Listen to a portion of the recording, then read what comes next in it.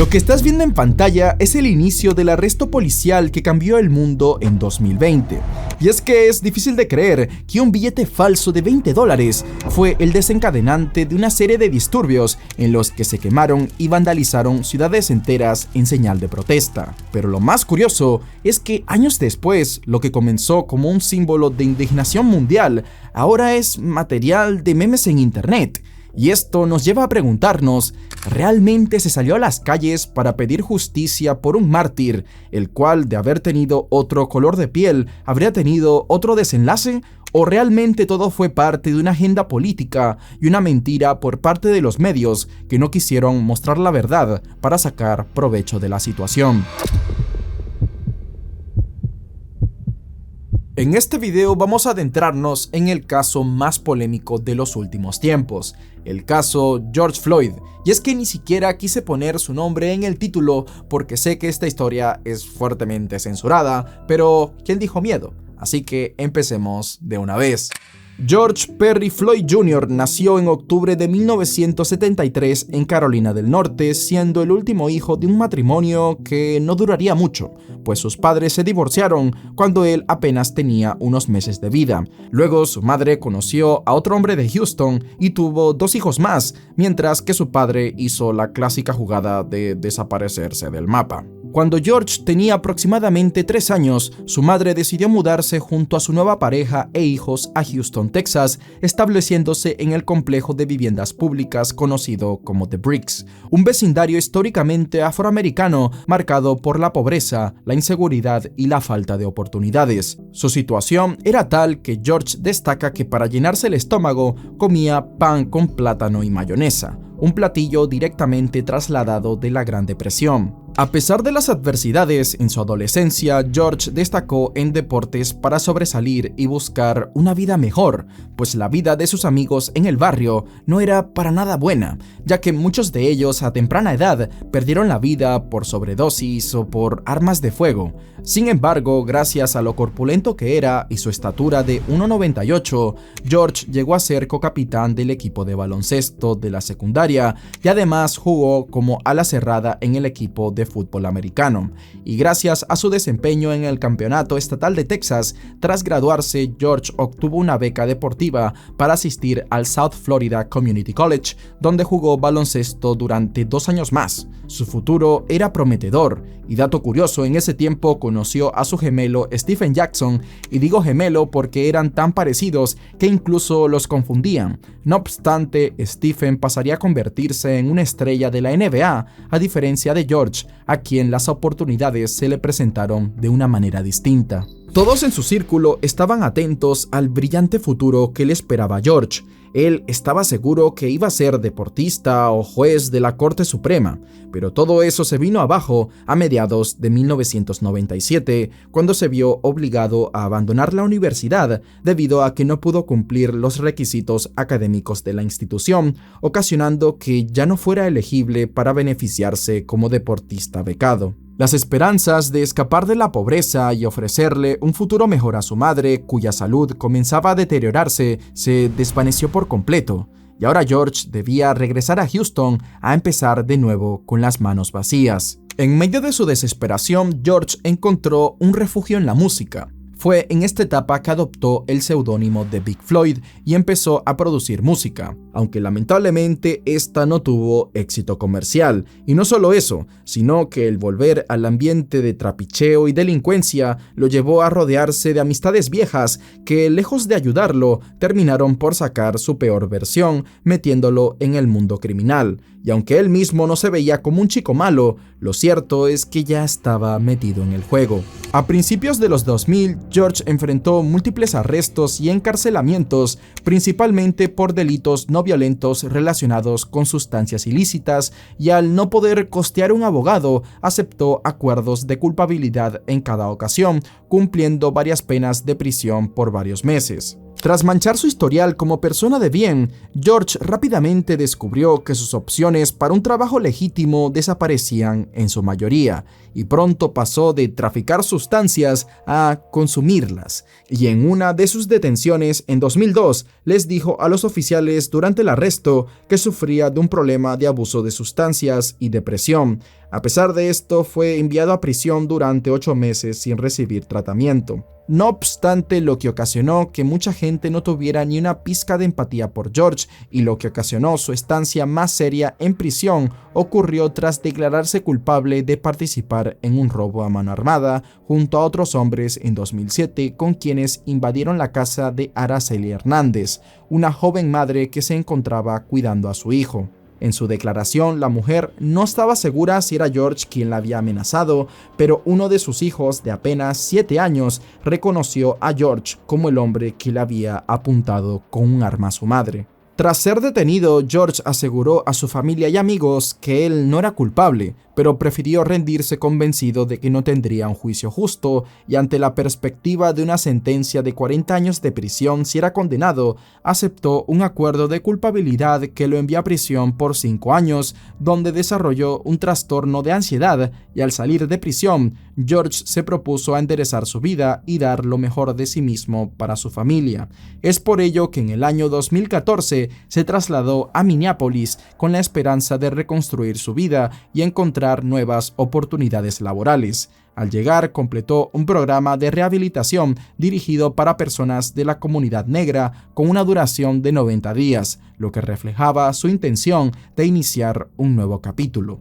En este lugar, George conoció a Eric Corley, otro afroamericano con una historia de vida tan parecida a la suya que desde el primer momento se entendieron como si fueran hermanos. Desde ese entonces decidieron alquilar un pequeño apartamento en un barrio de clase media mayormente habitado por gente blanca. No era muy grande, apenas cabían sus colchones en la sala de estar, pero para George eso era suficiente, porque ahora por fin podía disfrutar de la paz y la seguridad que tanto había añorado desde joven. Allí, junto a Eric, se cuidaban mutuamente, luchando juntos cada día para mantenerse alejados de las recaídas en los estupefacientes. George poco a poco empezó a ver los frutos de todo su esfuerzo por darle un nuevo rumbo a su vida. A pesar de sus antecedentes penales, logró conseguir trabajo como guardia de seguridad en un refugio para personas sin hogar y más adelante como guardia en el Conga Latin Bistro, una discoteca latina en el centro de Minneapolis, en donde todos sus compañeros le tenían un aprecio especial por su amabilidad y alegría.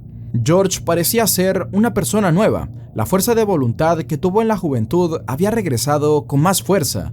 Él solo pensaba en ser mejor persona y su foco de atención estaba en su novia y sus hijos. Su inspiración era tal que en 2017 grabó un video dirigido a los jóvenes instándolos a abandonar la violencia armada. En este mensaje expresó su preocupación por el aumento de incidentes entre pandillas y tiroteos en zonas de estudio con niños y jóvenes involucrados, recordándoles que todas sus acciones tendrán consecuencias y que no hay nada mejor que vivir haciendo el bien. Sin embargo, lamentablemente, la buena racha de George no duraría para siempre. Un día, como cualquier otro, cuando regresaba de trabajar, George encontró a su querido amigo Eric tendido en la cama, sin pulso y completamente rígido. La persona que había estado con él en las buenas y las malas desde que llegó a Minneapolis había fallecido a causa de una sobredosis de opioides. Tras este episodio, el Floyd sociable y amigable que todos conocían se aisló. Su dolor era tal que también regresó al consumo de sustancias, y este no hizo más que empeorar en mayo de 2018, cuando su madre, quien ya tenía varios años atrás sufriendo los efectos colaterales de un derrame cerebral, falleció, dejando a George devastado y abandonándose nuevamente en los opioides. El 6 de mayo de 2019, George fue arrestado por la policía mientras conducía un vehículo que no tenía placas. Durante su detención, el oficial observó un residuo blanco en su boca, y al notar que desobedecía sus órdenes de forma errática, surgieron sospechas de que pudiera haber ingerido alguna sustancia ilícita, por lo que fue esposado, llevado a una comisaría y más tarde trasladado al hospital por una sobredosis, donde reconoció consumir oxicodona a diario. Aunque logró evitar consecuencias legales serias, George ya se encontraba completamente atrapado por la adicción, y todo indicaba que se había entregado sin resistencia a sus propios demonios. Para abril de 2020, la famosa pandemia ya había llegado a la ciudad de Minneapolis y en consecuencia cientos de miles de locales y empresas cerraron sus puertas, incluyendo la discoteca en la que trabajaba George, ocasionando que se quedara desempleado. Y por si no fuera suficiente, este también terminó infectándose en la primera oleada del virus, lo que le provocó problemas de salud que lo dejaron postrado en cama, aunque aún así a George ya poco le importaba la vida. Y eso nos lleva a la fatídica tarde en la que todo ocurrió. El 25 de mayo de 2020, un joven de 19 años llamado Christopher Martin estaba atendiendo la caja de Cobb Foods, un mini market bastante concurrido al sur de Minneapolis. El chico ya conocía a la mayoría de los clientes que pasaban por ahí durante su turno, pero esa tarde entró alguien que nunca había visto. Un hombre enorme, imposible de ignorar, tenía la mirada perdida y una postura inestable, como si le costara mantenerse en pie, dando la impresión de estar fuera de sus sentidos. Y este era George, quien había entrado a la tienda solo con la intención de comprar un paquete de cigarrillos con un billete de $20. Cuando George fue a pagar, Christopher notó algo que no cuadraba, así que prefirió comentárselo a su supervisora, quien llegó enseguida y le explicó a George que el billete de $20 era falso. En respuesta, el hombre reaccionó de forma agitada, negándolo una y otra vez, así que igual se llevó los cigarrillos y salió del lugar. Christopher no pensaba quedarse de brazos cruzados, no solo porque le podían descontar ese dinero de su salario, sino porque incluso corría el riesgo de perder el trabajo, por lo que salió de la tienda para pedirle a George que le devolviera el paquete de cigarrillos, pero este se negó, así que a Christopher no le quedó de otra más que llamar a la policía, dando lugar a uno de los acontecimientos más polémicos de la última década. Este video está hecho con la mera intención de informar y los clips de la cámara policial los puedes encontrar por ahí muy fácil, así que para evitar la censura no voy a mostrar casi nada de imagen, aunque lo más importante es que escuches y presencies de primera mano cómo fue el arresto.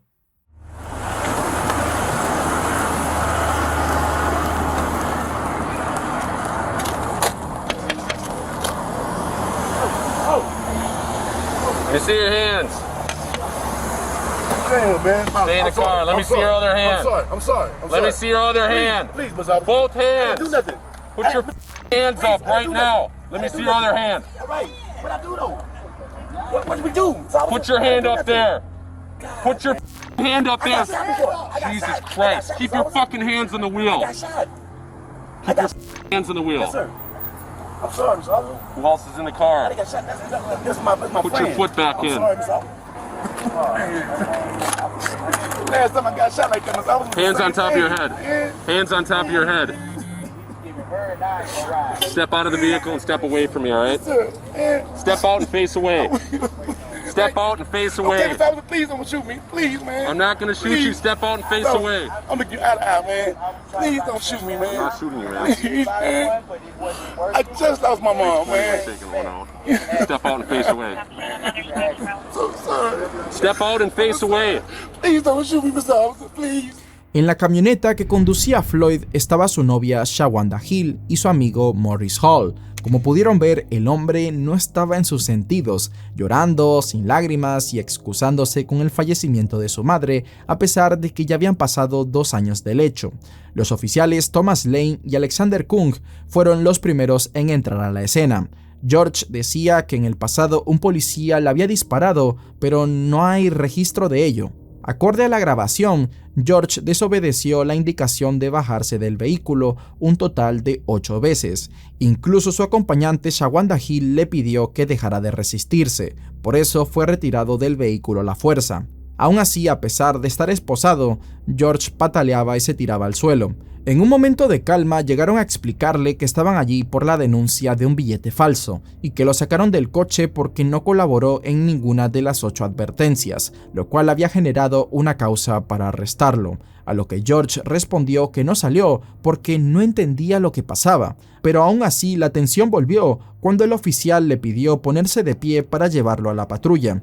Una vez arriba, George siguió resistiéndose y esta vez su comportamiento delataba que algo no andaba bien con él. Y'all don't know me.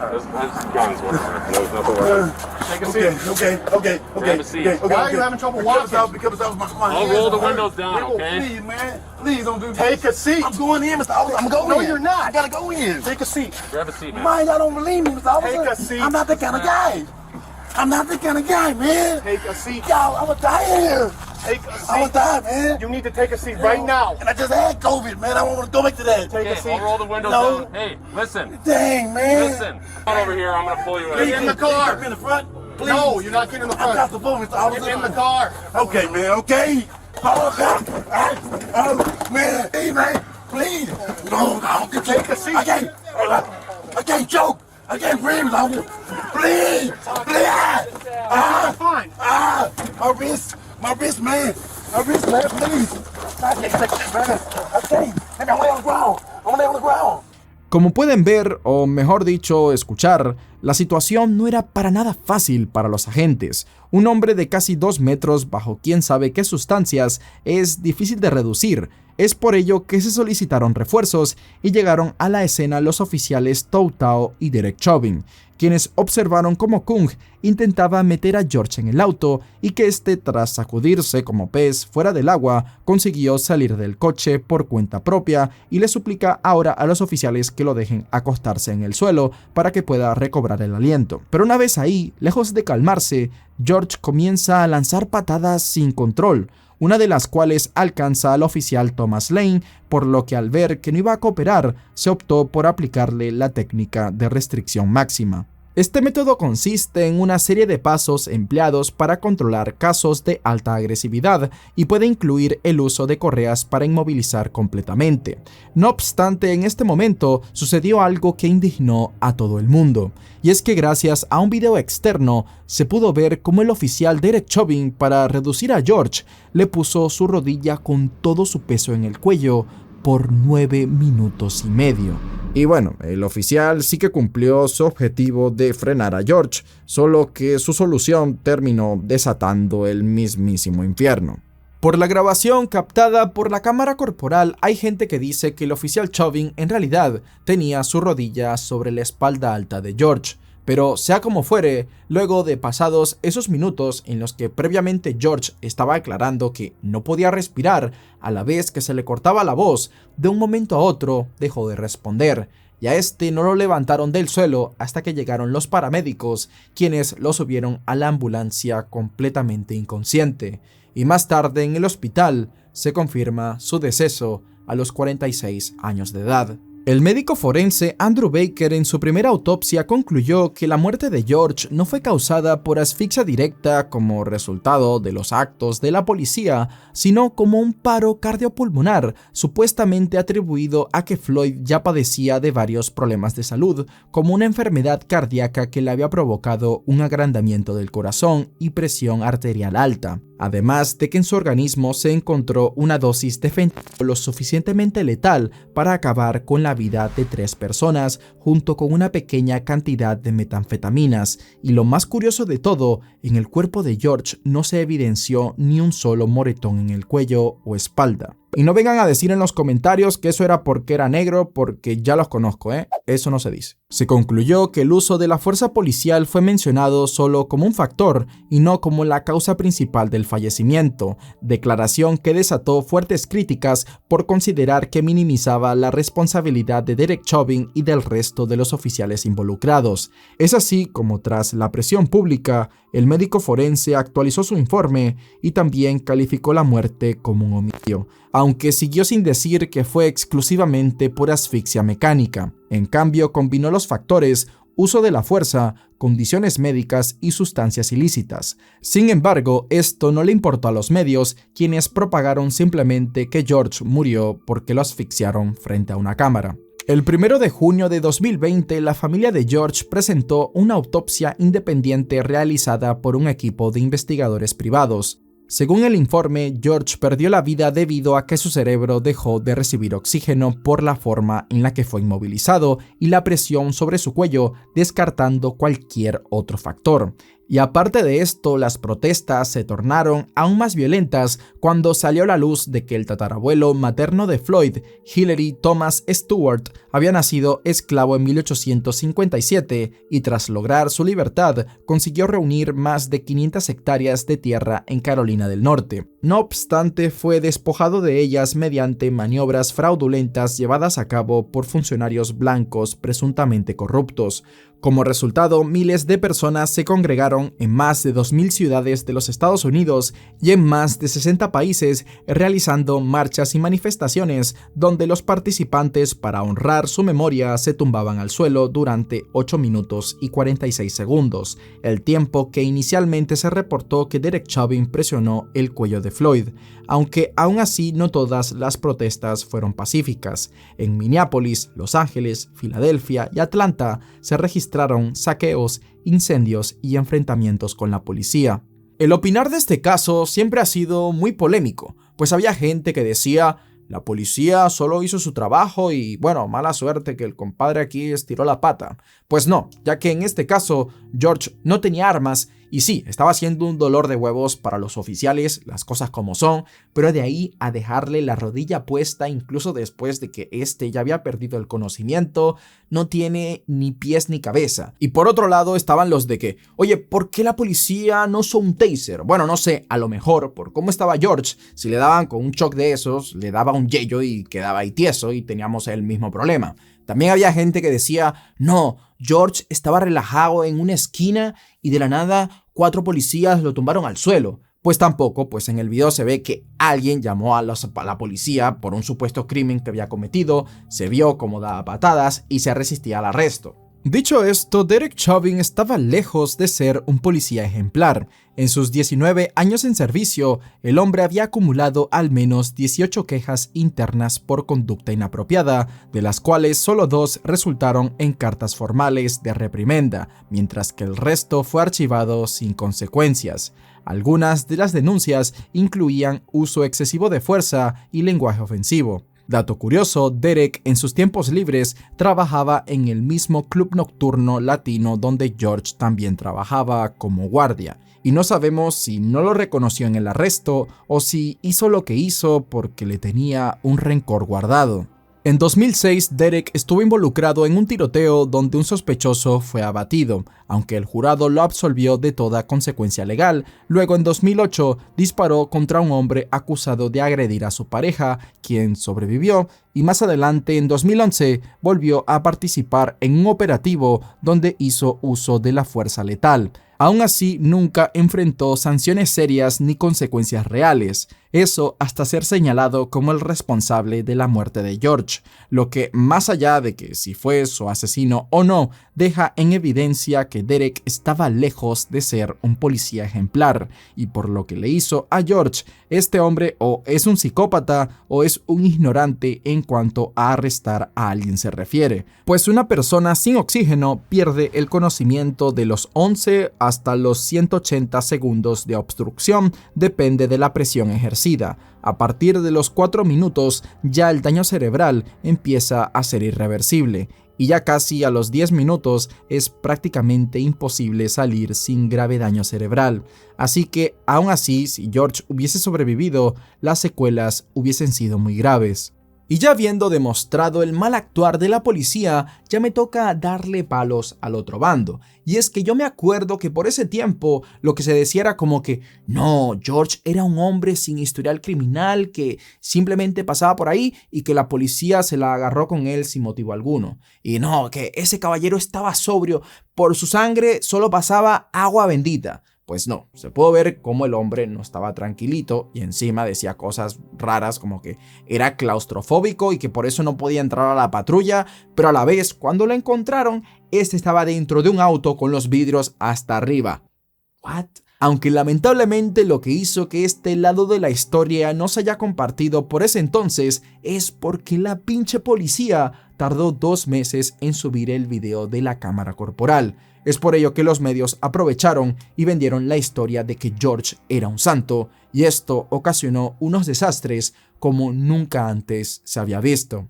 En Minneapolis, más de 1.500 negocios fueron vandalizados o destruidos, lo que causó unas pérdidas que se calculan entre los $2.000 millones y que también miles de personas perdieran sus empleos y negocios familiares, entre ellos la estación de policía del tercer precinto que fue incendiada, y curiosamente también quedó reducida a cenizas la discoteca donde George y el oficial Chauvin trabajaron juntos en el pasado, aunque más importante que las pérdidas materiales, 30 personas perdieron la vida a causa de las manifestaciones. La mayoría eran civiles que estaban cerca de las zonas de saqueos.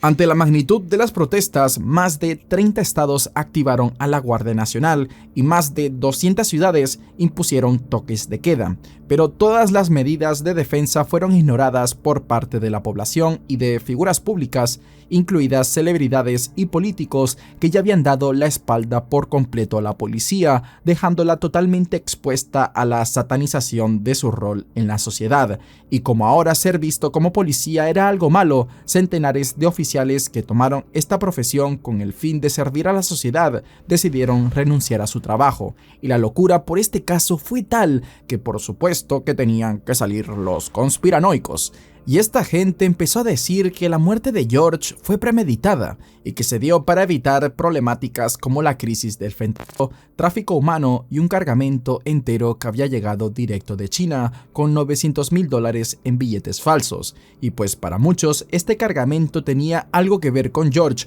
porque él había pagado con un billete falso. Billete que se debatió por mucho tiempo si era falso o no, y al final la evidencia y Martin, el mismo cajero que lo recibió, confirmó lo mismo. Pero en defensa de George, él aseguraba que este probablemente no era consciente de que estaba pagando con un billete falso, algo que le puede pasar a cualquiera. Pero el problema para muchos es que a pesar de que le dijeron esto, George tomó el paquete de cigarrillos y se fue de la tienda como si nada. Continuando con los conspiranoicos, estos teorizan de que en esa discoteca latina también se practicaba el intercambio de dinero a cambio de que te mojen la cachiporra, además del tráfico de personas, actividades ilícitas de las que presuntamente tanto Chauvin como George estaban al tanto, e incluso decidieron involucrarse, porque además a muchos les resulta curioso que dicho local fuese consumido por el fuego durante las protestas, y para muchos tiene sentido el que George estuviese involucrado en ese mundo de las cariñosas, porque luego del caso se viralizó su aparición en una película calenturienta junto a una actriz del medio. Míralo al Floyd, que no le conocías esa faceta, que el tener 5 hijos no te frene a cumplir tus sueños. Derek Chauvin fue arrestado el 29 de mayo de 2020, y días después lo mismo le sucedió a los oficiales Tou Thao, Alexander Kung y Thomas Lane. Morris Hall, quien es conocido por, según haber sido amigo de Floyd y ser testigo en la escena, no testificó en el juicio, invocando su derecho a no autoincriminarse bajo la Quinta Enmienda, pues todo apunta que fue él quien le proporcionó todas las sustancias que Floyd tenía en su sistema, y testificar lo haría él también confesar sus crímenes, pues gran parte de la población cree firmemente que lo que acabó con la vida de George fueron las sustancias, más no el oficial Chauvin. ¿Tú qué opinas? Y más del giro que dio la historia en marzo de 2021, pues los líderes de Minneapolis acordaron indemnizar a la familia de Floyd con $27 millones, convirtiendo a esta en la mayor compensación en un caso de derechos civiles en Estados Unidos antes de que se llevara a cabo el juicio. Algo curioso porque llama la atención que a lo largo de su vida nadie en la familia de George, salvo su pareja, pareció preocuparse por él, ni siquiera cuando enfrentaba problemas económicos, ni durante sus luchas personales con la adicción o con la pérdida de sus seres queridos. Estos jamás fueron a verlo y lo daban como un caso perdido. Pero apenas se mencionó la posibilidad de una compensación económica para su pareja, surgió un súbito interés familiar por formar parte del asunto y conseguir al menos una tajada de esa fortuna. Lo más triste es que quienes realmente estuvieron ahí para George, como sus compañeros de cuarto que lo recibieron con los brazos abiertos en sus peores momentos y lo cuidaron, no recibieron ni una muestra de gratitud. En 2020, organizaciones como BLM, que no puedo mencionar el nombre completo porque quién sabe qué le pase a este video, lograron recaudar más de $90 millones por parte de donaciones para luchar contra la discriminación. Todo usando la imagen de George, y de esta plata 22 millones fueron supuestamente a gastos operativos, que para el que no sepa, pues no quiero aquí generalizar, pero la gente que está en la cima de esta organización lo que hacen es contratar al primo del primo, al amigo, al vecino, y le dan cargos así supuestamente importantes y justifican con ello salarios de millones de dólares. Por lo menos 2.1 millones fueron a un miembro de la junta directiva por sus servicios brindados, 1.6 millones fueron solo para gastos en seguridad para su cofundadora Patrisse Cullors, y la cereza del pastel fueron los 6 millones destinados a la compra de una mansión en California de 7 dormitorios, toda para los líderes de dicha organización, quienes ahora viven en zonas exclusivas, habitadas mayoritariamente por las mismas personas blancas que tanto habían criticado. Y esto sumado a que poco después se reveló que George Floyd estuvo involucrado en un robo a mano armada en una casa de una mujer con su hijo, que estaba entregado a las sustancias a pesar de tener 46 años y ser padre de 5 hijos con mujeres diferentes, pues los intentos de usar su imagen como prócer por parte de estos movimientos no ha encajado bien en la población. Y es que por más de que se le hicieron 2 estatuas, la imagen de George, lamentablemente o no, según cuál sea tu opinión, ahora se toma como a meme.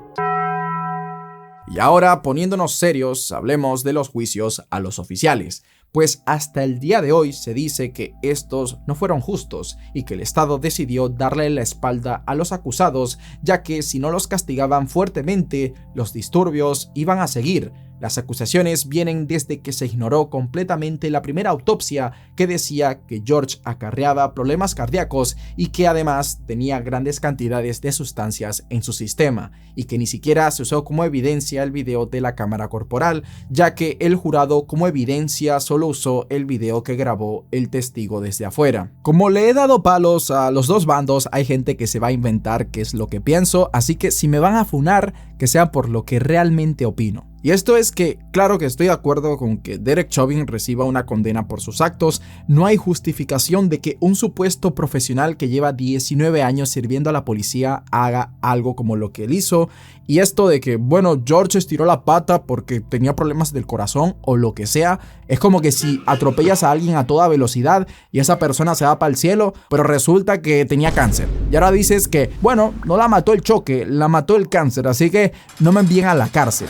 Pues la vaina no funciona así. Y ahora dicho esto, no estoy para nada de acuerdo con que se santifique la imagen de George Floyd, de los movimientos que se llenaron los bolsillos con su imagen y menos de los disturbios que tanto daño hicieron, causando pérdida de vidas y destruyendo económicamente a familias que no tenían nada que ver.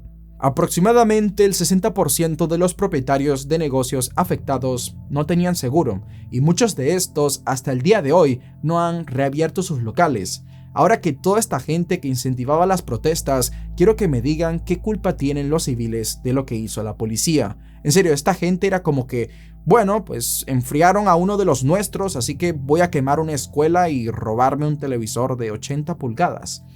Ajá. En el año 2022, Alexander Kuhn recibió una condena por 3 años y medio en prisión. Una parecida también recibió el oficial Tao. Thomas Lane fue sentenciado a 2 años y medio por no brindar asistencia médica a George Floyd, a pesar de haber presenciado el deterioro de su estado mientras estaba inmovilizado. Pero hay registros de que fue él quien llamó a los paramédicos al notar que algo no andaba bien con George. Por eso, algunos dicen que se le sentenció solo para contentar a las masas. Aún así, el oficial Lane fue liberado en agosto de 2023. En Estados Unidos existe un sistema dual de justicia donde tanto el gobierno federal como los gobiernos estatales tienen sus propias leyes y capacidad para enjuiciar delitos, por lo que a cada criminal se le dan 2 sentencias, pero ambas se cumplen al mismo tiempo, y por obvias razones solo se toma en cuenta la más larga. Es por ello que la gente se confundió cuando se dio la noticia de que Derek Chauvin